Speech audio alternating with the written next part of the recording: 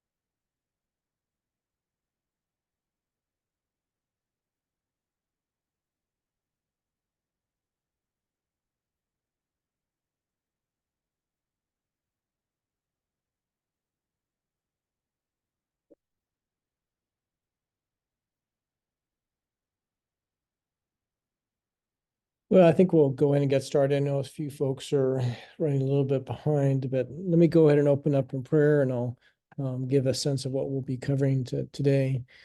So, dear Heavenly Father, Lord, I pray that you would help each of the students in this course. Lord, I pray the material will be clear. Hopefully, it will be enjoyable and they can have some creative enjoyment doing their coding and learning some new concepts that will be helping them get the jobs that they would like in their future. Lord, I also pray for their spiritual formation, Lord, that they can get a ever increasing understanding of Scripture and the theological concepts in which we want to be guiding their lives by.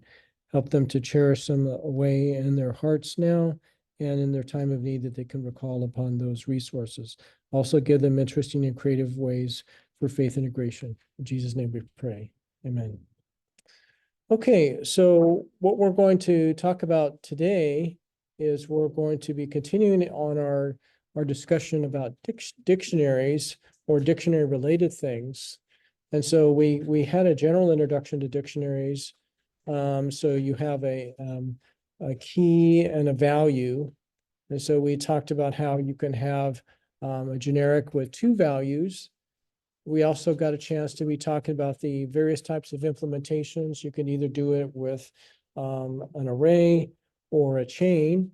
And now we're going to be introducing another interesting, useful feature over the next couple of chapters. We'll be talking about hashing. Has anybody ever heard about?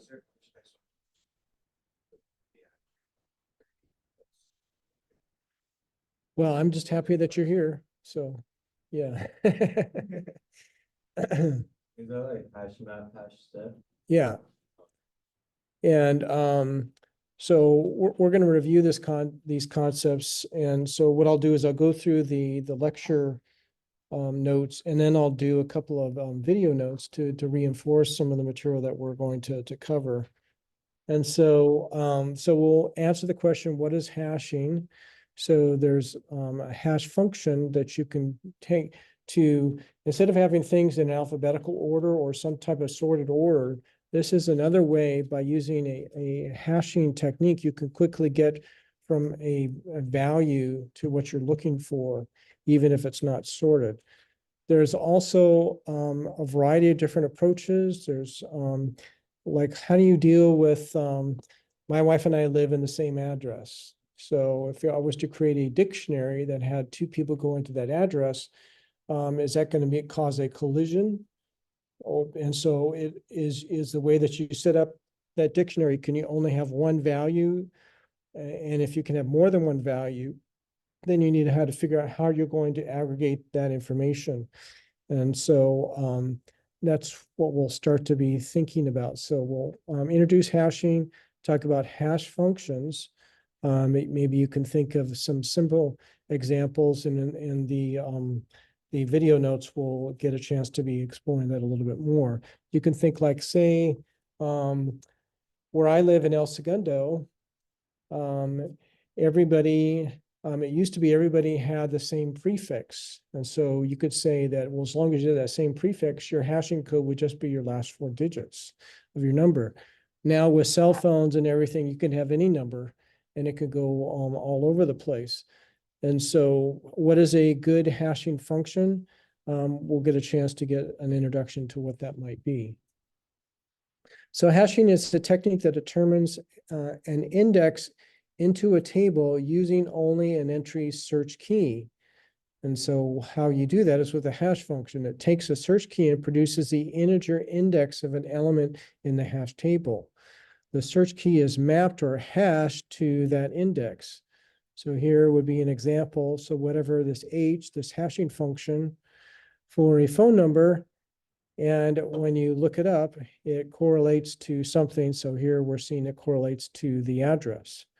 So we can have things like you can have an add, or you can have the get value. So here's you're adding a new feature to your dictionary, or the get value is you search with a key and it's going to be responding with the value.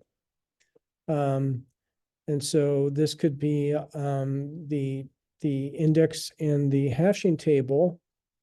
And so thus we don't have to do this iteration or this recursive approach to cycle through one item at a time. And so thus that gives us an idea how this is going to work. Typical hash functions perform two steps. They convert the search key to an integer. So that's called the hash code. And then it compress the hash code into the range of indices for a hash table. So let's, for example, say this is the totality of how many elements you would have. And so it's going to map whatever that input is into that range of indices in the hash table. So here we get into what I was mentioning is what happens when you have two things that map to the same location. So most hash functions are not perfect. And so it can allow that more than one search key can map to a single index, and this can cause a collision in the hashing table. So if we consider a table size of 101 elements, and so here we see that the prefix, they have the same prefix, but if somehow we get this guest hash index for this phone number is 52 and this other one is 52. And so that's the element in this hash table that corresponds to 115 main streets. And so you have two individuals living at the same address. Each one that has their own dedicated phone number. This gives you a collision. And so what are we going to do in that situation? That's the conundrum that we're trying to get a chance to be thinking about. So what is a good hash function? A good hash function should minimize collisions, and it should be fast to compute. And to reduce the chance of a collision, you want to choose a hash function that distributes entities uniformly throughout the hash table. If you have it all into chunks, and say you hit that chunk, so let's say that there's not only mom and dad, but there's two kids and they all have phone numbers.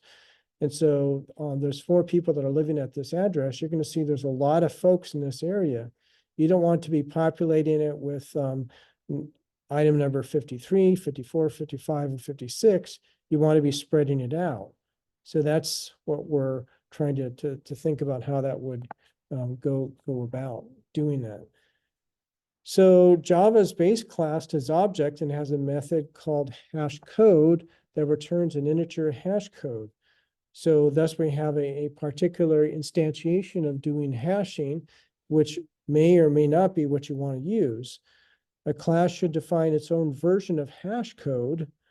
So that would be something that we would want to be thinking about what it would be. A hash code for a string using a character's Unicode integer is common. Do you know what a Unicode is, or an ASCII character? So it's basically a numerical corresponding, a number corresponding to a character. So A would correspond to something for an ASCII code or a Unicode. And those are possible things that you could be doing for hashing. Better approach is to multiply the Unicode value of each character by a factor based on the character's position, then sum the values. And so thus we're starting to get into more sophisticated approaches for creating a hashing function. Here is an illustration of a hashing code for a string example. So you could, whatever you're going to be using, so it has a certain length. And so the hash is G times the hash plus whatever the associated value is for a character at a certain location. And then you add them all together. This would be one possible thing. So say like you had like Bob. And so you would have 3 items there. And so maybe if you were to use the Unicode for each one of those, and you multiply them by something and add them together, that could give you some kind of a hashing code.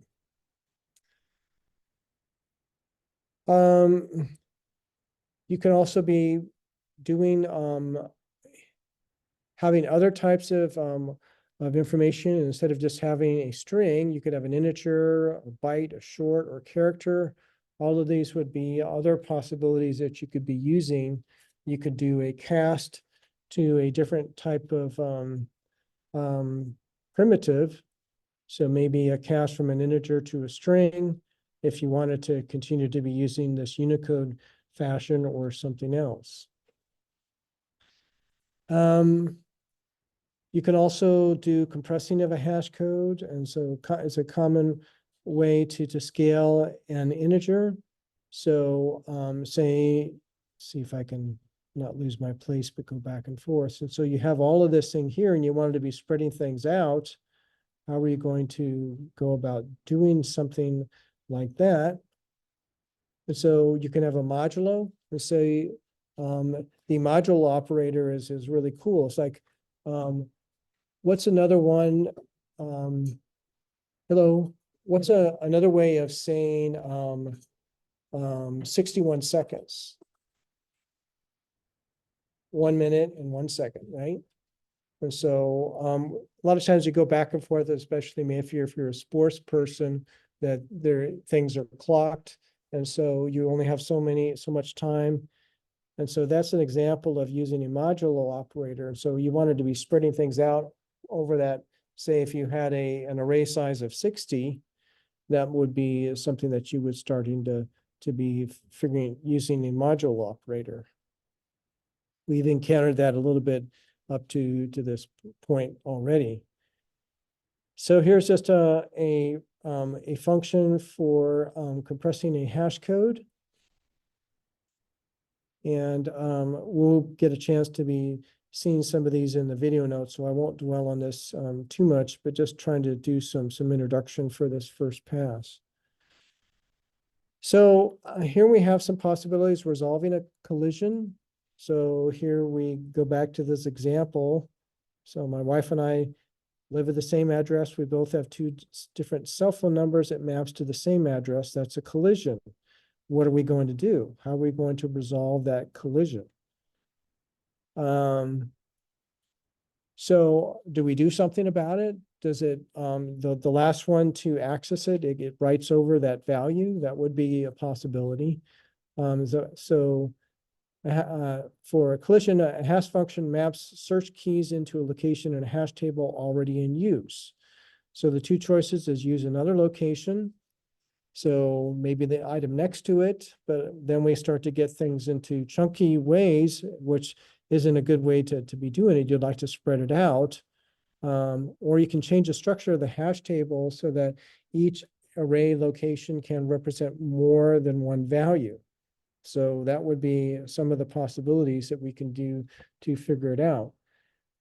And then we get into some of the names of these approaches. And so linear probing resolves a collision during hashing by examining the consecutive locations in a hash table, beginning at the original hash index. So it just puts it to the one right after that. So then it finds then the next available item in that table. And maybe that would be the next item, maybe it wouldn't. The table location is checked, make up a probe sequence. If a probe sequence reaches the end of the table, it goes back to the beginning of the table. So we're dealing with a modulo operator. And in earlier lectures, we talked about having a circular array that would give you another way of thinking about that. So this just gives us a little bit of insight of how we can be doing hashing and how we can be doing collisions. And so here's an example. Mom and dad and two kids, they all live in the same address. And so what are we going to do with that? Well, that's be one possibility.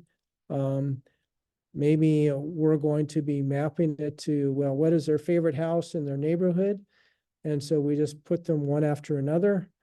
And so we can have each one of these hashing functions for each of these values. They come out to 52, but actually we start to spread it out. And that would be what it would look like for a linear probe. So, and then we have the situation, what happens when we start to remove items from our dictionary using hashing, and then we have these null. It's not just blank, but it has this other potential state. Are we going to be able to reuse that? And so that's one of those criteria we'd have to start to be thinking about. And so here we have these possibilities. An item is occupied, it's empty, or it's available. And so those are the three possible states that we can have when we're thinking about hashing and we're dealing with collisions. So it's probably easier to see this in the video notes. This is where sometimes PowerPoint just kind of doesn't do as good a job of trying to convey this. So I'm going to defer this to the video notes to see some of the examples of what it would be like. Here we saw this example where they're all co-located. We then saw an example here where we took two out. Where are we going to start to put things next? Are we going to put it into these null locations? We're going to put it someplace else. And so there needs to be some kind of a strategy for going about doing that. And the textbook has some pseudocode for a linear probe algorithm. And we'll get a chance to be exploring implementations of this in the next chapter. For this, I'm just going to flash it up and we'll get a chance to be seeing this and the video notes in just a few minutes. So then we have this idea of clustering. So we saw examples here where you have four altogether, maybe a situation where we take some of those out. So collisions resolved with linear probing cause grouping of consecutive locations in a hash table to be occupied. Each group is called a cluster. Bigger clusters means longer search times following a collision.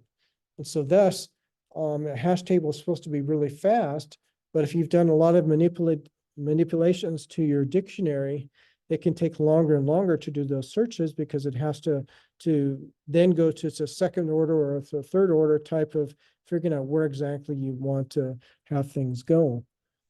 One other thing that you could do with open addressing is you can be using quadratic probing.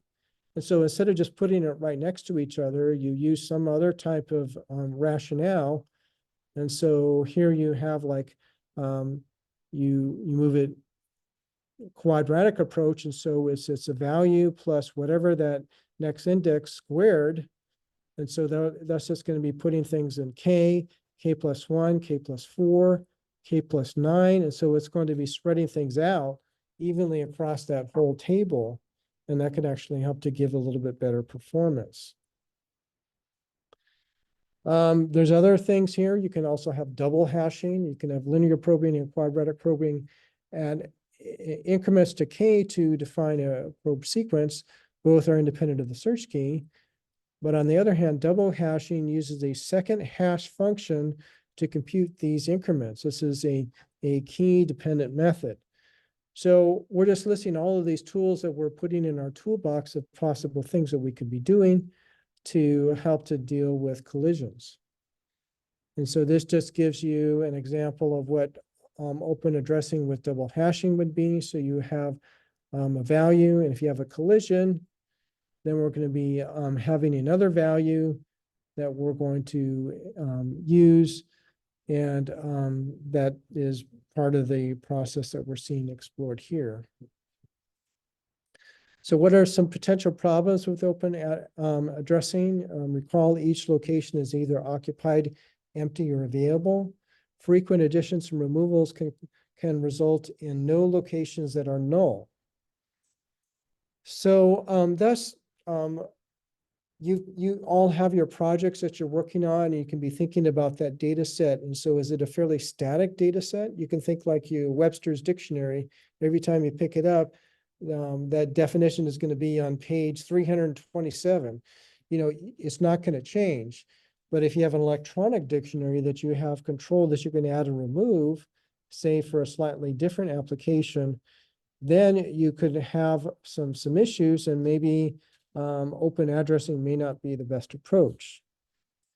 Thus, searching a probe sequence will not work. You could also consider a separate chaining as a solution. So this is yet another example of a possibility of what you could do. So for separate chaining, you alter the structure of the hash table. Each location can represent more than one value. And so you can be thinking of nodes, so a link chain. So each location just is the head of that chain. And so that would be a possible way of doing it. So you want to decide how to represent a bucket. And so you have a key and a value that are all, you get the hash function gets you to this location in this table, and now you have to go to this chain to fully resolve what it is that you have that's there. So this just gives some information to walking through that here, the unsorted and possibly duplicate keys. So here we see inserting a new entry into a linked bucket. Here we see inserting a new entry into a linked bucket according to the nature of the integer search key. These are all part of the same table. So this was, the first one is for an unsorted and possibly duplicate keys. Here we have a unsorted and distinct keys. And then we have sorted and distinct keys. So some of this gets a little bit technical, but I wanted to do a little bit of introduction before I flip over to the video notes. And here is an algorithm for doing the separate chaining. And it goes over 3 pages here. So the first one is the algorithm for add, the algorithm for remove, and the algorithm for get value. So any questions on that? Okay, so we've talked about dictionaries, we talked about dictionary implementations, we talked about either doing it with an array or a chain implementation.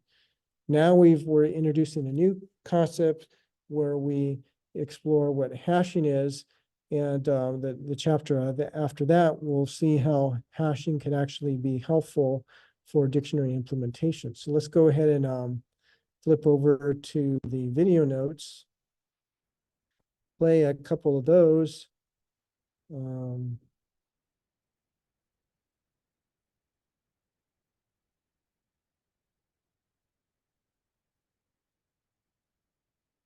So we'll talk about hashing, and resolving the collisions. And so let's do them one at a time here. So.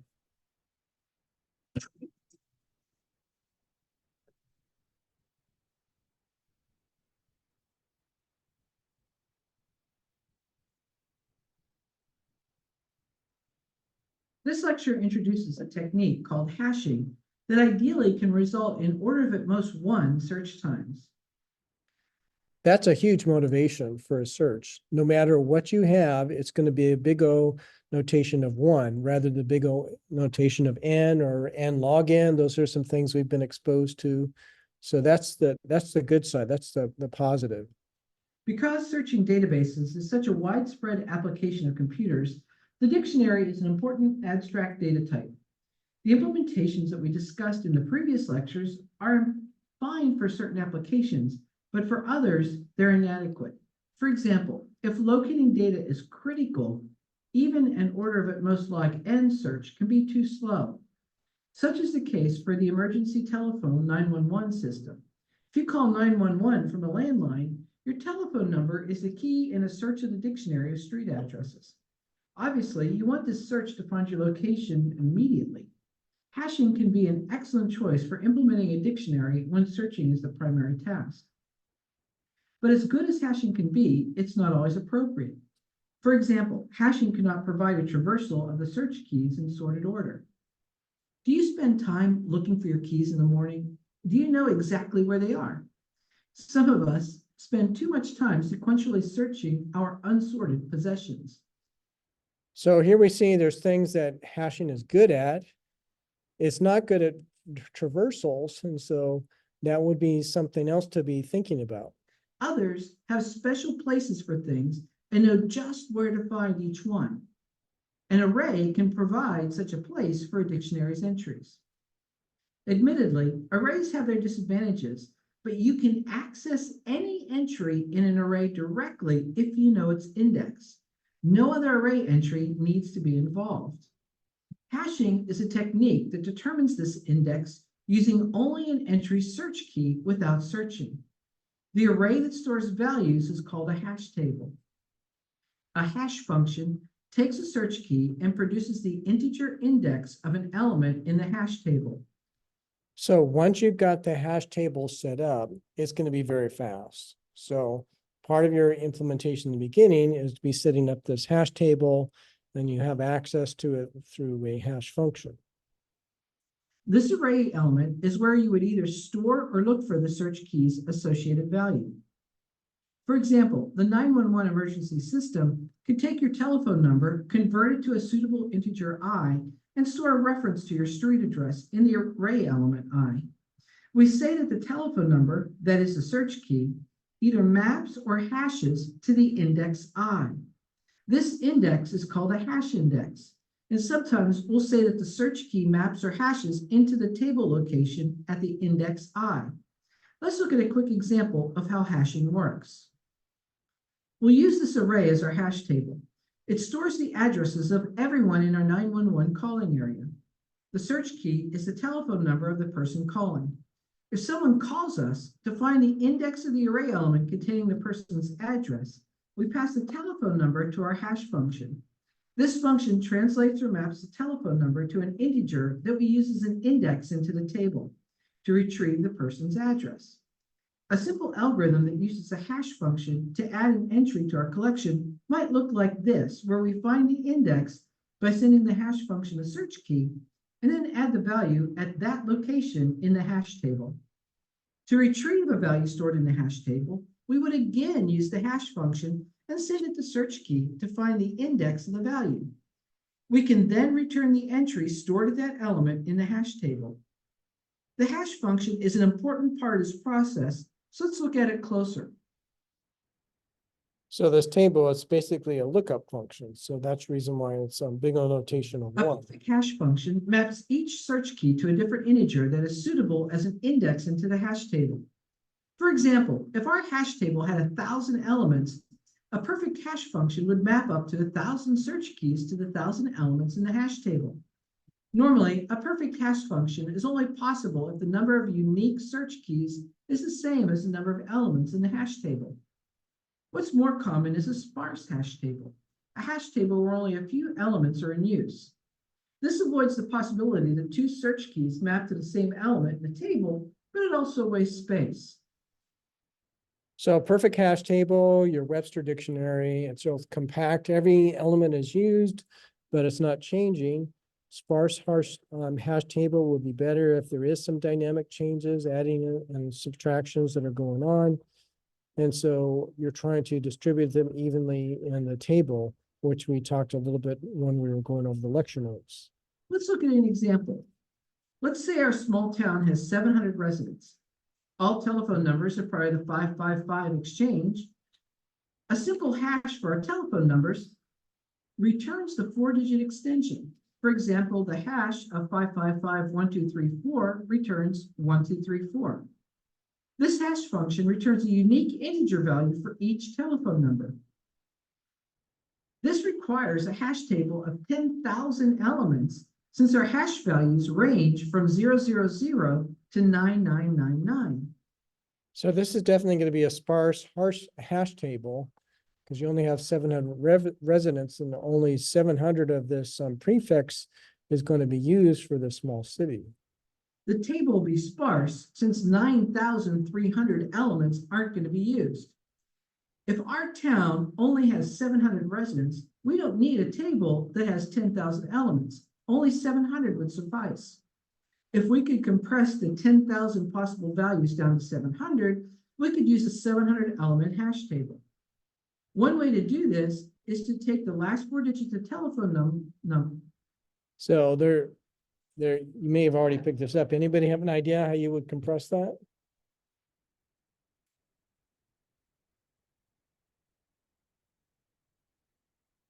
We briefly mentioned this whole idea of using a modulo operator. So if you have 700, then you just make it modulo 700. That's what they'll talk about here. Number modulo 700 for the 700 residents. That works well for now, but later we'll look at some issues with this algorithm. Our hash function looks like a typical hash function. First, the search key is converted to an integer called a hash code. Then the hash code is compressed into the range of indices for the hash table. One of the problems with the compression step of the hash function is that it is possible for two search keys to have the same hash code. This is called a collision. For example, using our getHashIndex function, the hash code of 5550721 is 21. The hash code of 5552121 is also 21. We have a collision. We'll discuss how to handle collisions in a future lecture. Any function can be a hash function if it produces an integer that's suitable as an array index, but not every such function is a good hash function. A good hash function should minimize collisions and be fast to compute. Remember that a typical hash function first converts a key to an integer code. The hash function then compresses the hash code to an integer that is suitable as an index to the particular hash table. To reduce the chance of a collision after compression, choose a hash function that distributes entries uniformly throughout the hash table. Java's base class object has a method hash code that returns an integer hash code. Since every class is a subclass of object, all classes inherit this method. But unless a class overrides hash code, the method will return an integer value based on invoking the object's memory address. This default hash code usually is not appropriate for hashing because equal but distinct objects will have different hash codes. To be useful as a dictionary implementation, hashing must map equal objects into the same location in the hash table. Thus, a class should define its own version of hash code that adheres to these guidelines. So here it's talking about this built-in one is this hash code. It's based on the memory location. So every time you call up Java, you may not be using the same memory location, so you could get a different hashing number. And so that wouldn't be a good thing. A perfect hash function will require that unequal objects have distinct hash codes. In general, however, unequal objects might have the same hash codes. Since duplicate hash codes lead to collisions, you want to avoid this situation when possible. Search keys are often strings, so generating a good hash code from a string is important. Typically, you begin by assigning an integer to each character in a string. For example, you can assign the integers 1 through 26 to the uppercase letters A through Z, and the integers 27 through 52 to the lowercase letters A through Z. However, using a character's Unicode integer is more common and actually easier to do. Suppose that the search keys for a telephone directory are names such as Brett, Carol, Gail, and Josh. You can compute hash codes for these names in several ways. For example, you can take the Unicode value of the first letter in each name and get distinct hash codes. But if several names begin with the same letter, their hash codes will be the same if you use the scheme.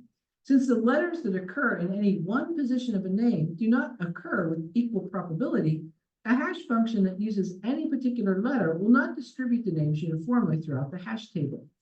Suppose that you sum the Unicode values for each letter in the search key. In an application where two different search keys never contain the same letters, this approach can work. But if your search keys use airport codes, for example, DUB and BUD would have the same hash code. This approach also can restrict the range of the hash codes, since the Unicode values for letters lie between 65 and 122. Thus, three-letter words would map into values between 195 and 366 under this plan. A better approach to generating a hash code for a string involves multiplying the Unicode value of each character by a factor based on the character's position within the string. The hash code is then the sum of these products. Here is a common hash function for a string. G is some positive constant, and its function results in a polynomial in G. This hash function is also the algorithm used by Java's implementation of the hash code method for the string class. Java uses a value of 31 for G. If the search key's data type is int, you can use the key itself as the hash code. If the search key is an instance of either byte, short, or char. So we saw that equation in the lecture notes. I think it comes up in this video note, and if not, we can just reflect back on what I showed a few minutes ago. You can cast it to an int to get the hash code. Thus, casting to an int is one way to generate a hash code. For other primitive types, you manipulate their internal binary representations. If the search key is an integer of type long, it contains 64 bits.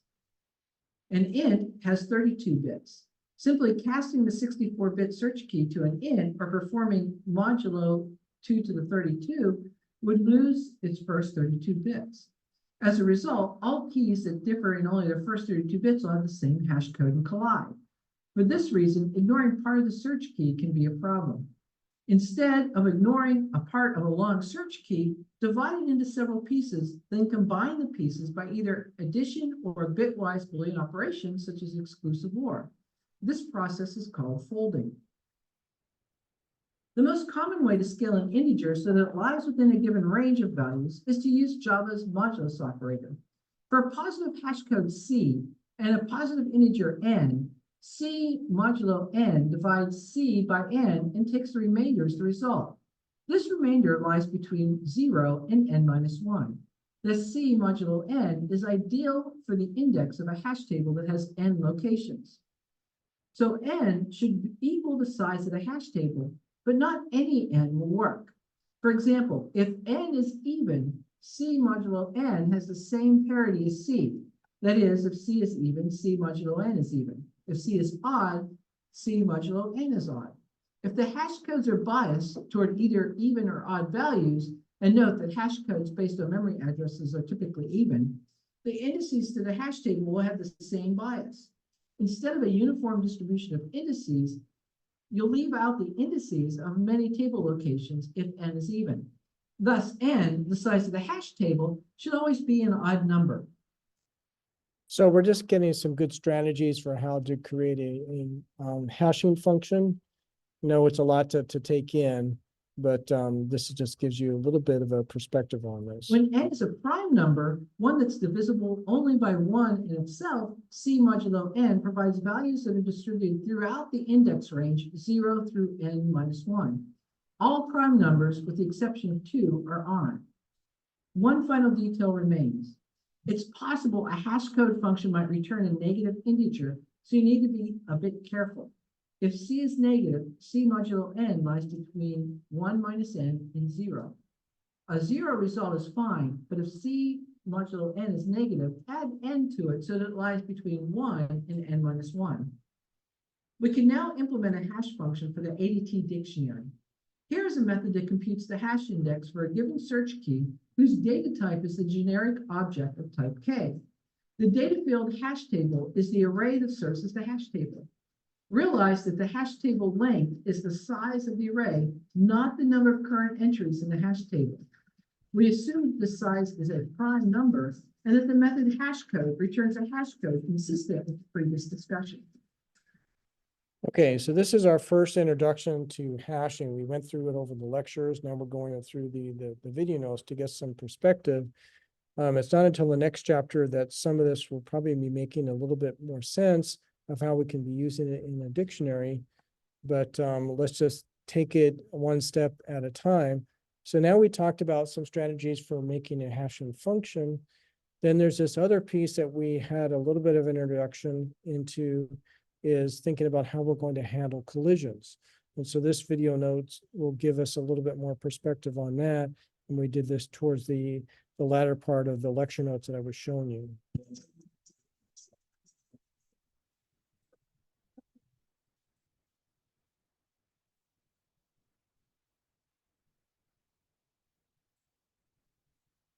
When adding to a dictionary, if our hash function maps a search key into a location in the hash table that's already in use, we need to find another spot for the search key's value. We have two fundamental choices. Change the structure of the hash table so that each array location can represent more than one value, or use another location in the hash table. Finding an unused or open location in the hash table is called open addressing. This choice sounds simple, but it can lead to several complications. Changing the structure of the hash table is not as difficult as it might sound, and can be a better choice for resolving collisions than using an open addressing. So open addressing, you get clumpy. And then what they were just mentioning is that we could also use chaining. We also got a chance to see that a little bit when I was going quickly through the lecture notes. We'll begin with a simple example of open addressing. Here are two entries that we wish to store in our hash table. For the first, our function returns the value 21. So we store the value in the array element 21. For the second entry we wish to add, our hash function returns the same index, 21. What should we do? A simple solution is to perform probing. Look for an open element. If we sequentially search for an element, that is, look at hash table element location 22 next, this is referred to as linear probing. In this case, element 22 is available, so we add the value at this location.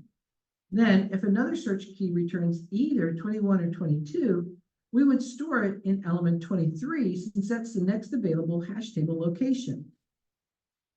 You see how if you kept getting hashing that goes here, it's going to take longer and longer. Instead of big O notation 1, it's going to be greater than that. And it's going to, every time it's added to it, it's going to take longer and longer for that area. The problem arrives when we go to retrieve the value associated with the telephone number 555-2121. Our hash function sends us to 21, but the entry of 21 is the value associated with the search key 555-0721. How do we know to look at the next location for our value? When using open addressing, or most collision resolution algorithms, we must store the search key along with the value in the hash table. We can then compare the search key found at the hash table location with the search key we're given. If it does not match, we continue to the next entry in the table until either we find a match or an empty element. We're sequentially searching for the search key, but the range of elements to search is relatively small. While open addressing is simple conceptually, it's difficult to implement reliably. For example, we now remove the entry at hash table element 21. How do we ensure searches find the value stored at element 22 that has a hash index of 21? Should we move the entry at element 22 to 21? What if it's a hash index that was actually 22? There are a number of solutions to these questions, but we're not going to cover them here. Let's move on to the idea of changing the table structure.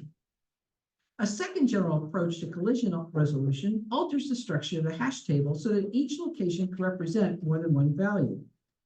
Such a location is called a bucket. Anytime a new search key maps to a particular location, we simply place the key and its associated value in the bucket, much as we did with open addressing. So bucket or bins, you just have a way of how If it keeps hitting here, you can just put as much as you want in one location and it's creating another level of storage. To find a value, you hash the search key, locate the bucket, and look through the key value pairs in it. In all likelihood, the bucket contains few values, so this mini search will be fast. When you remove an entry, you find it in its bucket and delete it. Thus, the entry no longer exists in the hash table. What can you use to represent a bucket? A list, a sorted list, a chain of linked nodes, an array, or a vector are some possibilities we're familiar with. Anything that involves an array or a vector is going to cause a substantial memory overhead, since each location in the hash table will have a fixed amount of memory allocated to it. Much of this memory will remain unused. Either a linked implementation of a list or a chain of linked nodes is a reasonable choice for a bucket, since memory is allocated to the bucket only as needed.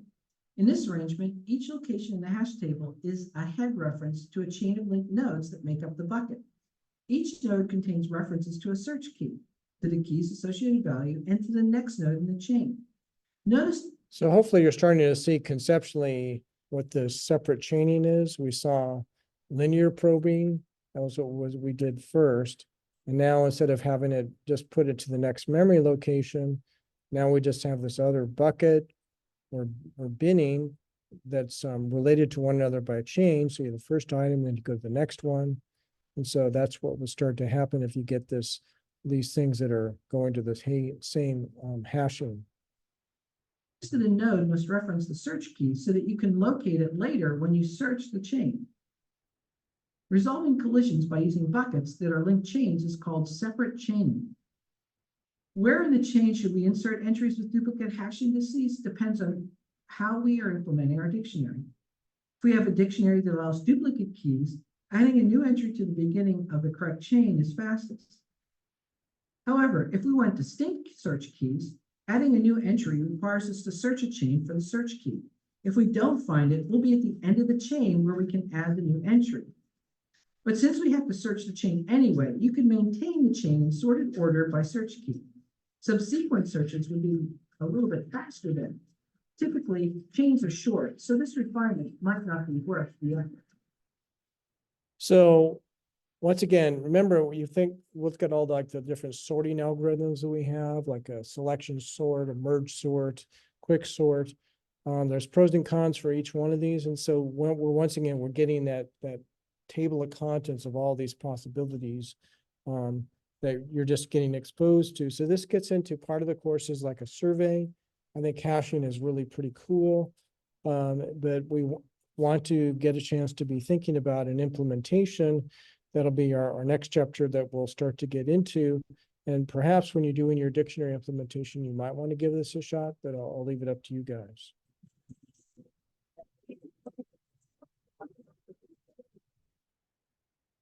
Okay, any questions on hashing that comes up with what we've covered so far?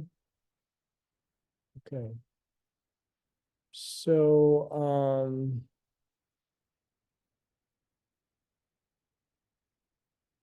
let's start to be thinking about the implementation of this. And there's two video notes that are related to this. The first is they start to be talking about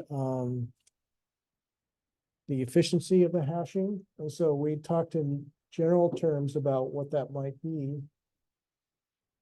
Now this is getting into more specifics about talking about load factors. And so it comes up with the load factor for open addressing and separate chaining. Those are the two things that we got a chance to hear about. Another thing that you can do is if the table gets pretty messed up, you could just do rehashing. So then all of these special features that you've had, the chaining, we're having things all clumped together with open addressing, that is all resolved and you reset it. And so that could be something that you could do periodically. There we'll have a discussion of comparing schemes for collision resolution. And then we get into looking at, well, how is this going to help out with a dictionary? So we can look at the entries in the hash table, the data fields and constructors, then look at the core methods. And so this is how we've introduced this idea of dictionary. Now we've introduced the idea of hashing. Now we're putting them together. So we talk a little bit about the story of what that means. Then we get into the most involved methods. And so get value, remove, and add. And that's what we finish up with a couple other items for this chapter as well. So efficiency of hashing, observations about the time efficiency of these observations. And so here's a couple things. Successful retrieval and removal has the same efficiency as successful search.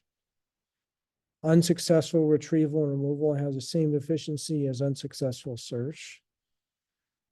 Successful addition has the same efficiency as unsuccessful search, and unsuccessful addition has the same efficiency as successful search. So those are just some observations from people that have been doing this for a while that we can be thinking about. And so you have this in the lecture notes, you have this in the textbook. All those are things that you can be considering. And so what they talk about is this load factor, and it's defined as the number of entries in the dictionary divided by the number of the locations in the hash table. So we talked about a small city that had 700, and initially they talked about 10,000 being the possible locations. And you can see that that's going to give you a small lambda, a small load factor. It's never negative. And for open addressing, lambda is always less than or equal to 1. For separate chaining, lambda has no maximum value. And so we need to be coming up with some rules of thumb of what to be considering as good values. And restricting the size of lambda improves the performance. We'll see that in a couple tables in a minute. So we don't derive these equations, but we just stipulate that these are the equations. And so there's one equation for unsuccessful search and one for successful search. They're fairly close, but you have a square in the denominator here, and this is for open addressing. So those look like pretty cool equations, but maybe having a table might be helpful for us to get in a sense. And so you can see how things mushroom up a lot. For unsuccessful search, it's not nearly as bad for successful search. And we'll start to come up with some rules of thumb of what would be a value we don't want to get above. And so we'll get to that in a moment. So this is for open addressing. Then we had some other characteristics that we talked about, quadratic probing. Instead of just having it linear, going to the next open one, you square it. So you're going to have a wider use of your table, not have them all coincident to one another. Or you could be using double hashing. That was something we introduced in the last chapter. And so those are some things here. And so here we can see that things are worse for an unsuccessful search, about 4 times as worse as compared to a successful search. And so just going back and forth. For unsuccessful, it was worse. Unsuccessful, it's worse for this case, but it's not as bad as the case for open addressing. So we can be thinking about those. And then we had this other thing called separate chaining, where you can have a bin or a bucket that you put everything, and you can have multiple elements, and you implement that with a chain. And so here are the values that comes out for there. And just eyeballing it here, the unsuccessful and the successful search seem to be about the same for each one. For a lambda that is up to 2. All these other ones has a lambda less than 1. We talked about that briefly, that it's only in the chaining that you can have a lambda that goes greater than 1. And so here are some rules of thumb that they talk about in the textbook and in the video notes. To maintain efficiency, it's a good idea to restrict the size of lambda to less than a half for open addressing and less than 1 for separate chaining. So you can think of back to this table, less than a half. So this is we're trying to keep the search values around that level. And then for the separate chaining, less than 1, this is the domain where we're going to try and focus for that. Should the load factor exceed these bounds, increase the size of the hash table. And so that would be one possible way of trying to remediate that. We also have this idea of rehashing when the load factor lambda becomes too large. It's a good idea to resize one must resize the hashing table, and to compute the table's new size, you double its present size, increase the result to the next prime number. And you use the method add to add the current entries to the dictionary to new hash table. So you basically, the whole hashing is starting from scratch, and it's going to give you a nice clean reset as compared to where you were before. So this just gives us a comparison of schemes for collision resolution. And you can see how quickly they change from one another. We have linear probing, quadratic probing, or double hashing, and separate chaining. And so we can see the situation for the unsuccessful, it goes up faster. For the separate chaining, it's more flat. So this is maybe one of the benefits of having a plot that you might not have otherwise have seen, that, well, maybe a separate chaining might actually be a better approach. So those are just some ideas to have you to be thinking about. And so this gets you this idea of a dictionary implementation that uses hashing. And here we're showing an example of chaining. And at least this could be what would be done here, but what we're putting in that you have the search key, and the value is associated to that element in the hashing table. And if we were going to do chaining, this means that you can have multiple things that would be chained in related to that starting piece. And the rest of this gets into some implementation. This is the implementation for that's a private method. So this just gets into our details of our implementation for the table entry.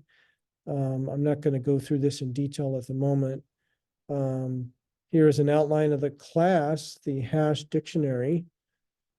And so this just gives us some basic building blocks for this.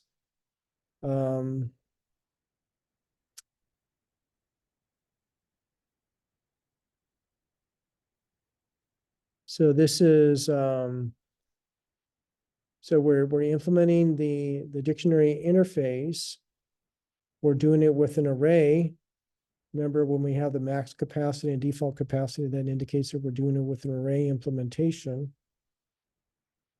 And this is just some more details. They're just starting to flesh some of these details for this type of an implementation. We have the algorithms for a couple of the methods. We have the get value.